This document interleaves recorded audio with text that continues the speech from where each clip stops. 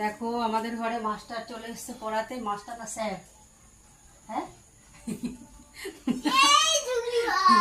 এই যে ভাবলাম এই যে বিছানার চাদরটা এখন পাতবো, তো তার মধ্যেই আমাদের স্যার চলে এসছে বাবুকে পড়াতে।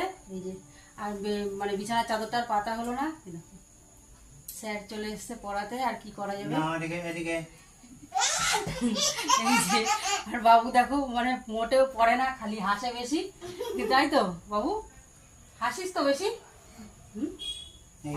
আর এই যে স্যার এত বড় একটা যদি লাঠি নিয়ে বসে, বাচ্চা মানুষ তো সে কি পড়বে না, ভয়ে দৌড় দেবে কি জানি।